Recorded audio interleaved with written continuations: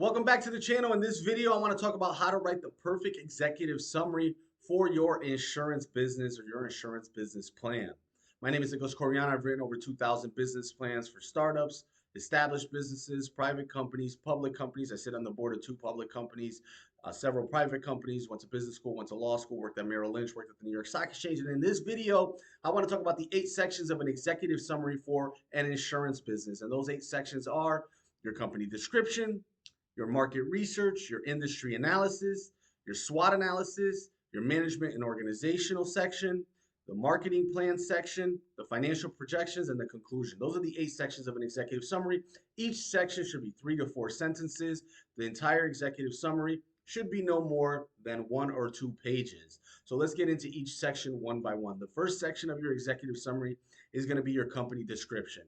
This is going to talk about what's the company name, where are you guys located? Are you an LLC or corporation? And most important, what are the products and services that you sell? So do you sell auto insurance? Do you sell health insurance? Do you sell commercial insurances? Do you sell board insurance? Do you sell real estate insurance? What kind of insurance do you sell? Put that in the first paragraph. That way, after they're done reading the first paragraph, they have a clear understanding of exactly what your insurance company does. After that paragraph, you're going to get into the market research. This market research paragraph is going to describe the geography of your business. So if you're selling online, it could be the entire United States. What we're really focused on here is the people that you're targeting. So market research could include how many men or women are in the state of Connecticut that I'm selling to. If it's auto insurance that you're selling, how many drivers are in your territory that you could potentially sell to? If you're talking about homeowners insurance, how many homes are in your geography? That's your market research paragraph. And this is basically to show the reader, hey, I have a firm comprehension of how many people could potentially be customers for my insurance business. After that paragraph, you're going to get into your industry analysis paragraph. This is going to talk about the insurance industry. So if you sell homeowners insurance, what is the homeowners insurance industry doing? What are the premiums like? What are the commissions like in total for the industry? How many other competitors are there in the industry? This again shows the reader, hey, not only do I understand my target demographic, my target customer, but I also understand the industry. I know what my competition is doing. I know what the margins are, which will also help me set my pricing and target my customer with the right offer. That's your industry analysis. Now, market research can generally be found at Census Bureau or Google, right? It'll tell you exactly how many homes are in an area, what are the ages, how much money do these people make. An industry analysis you want to get from trade publications.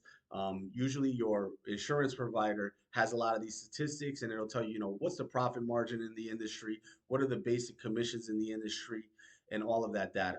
That data you do not want to make up, you want to get from a credible source because it's going to be important later when you're projecting out your financial projections.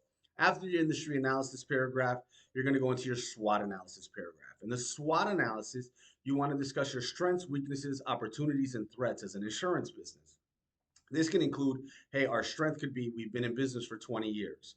A weakness could be we've never sold this type of insurance. An opportunity could also be we never sold this type of insurance, so we're going to get into that line of insurance. A threat could be there's a lot of competition, right? So one sentence for each one, a strength, weakness, opportunities, and threats, and then a synthesized sentence that kind of wraps up your position in the marketplace. After the SWOT analysis paragraph, you're going to get into your management and organizational paragraph. This is going to tell the reader exactly what human resources you need to operate the insurance agency. Is it other insurance agents? Is it salespeople? Is there a secretary? Is there a part-time marketer? All of these people you want to put into this paragraph to show the reader, hey, these are the pieces of human resources that we need to sustainably operate this business. Let the reader know if it's part-time employees or full-time employees, contractors, or actual in-house employees in this paragraph.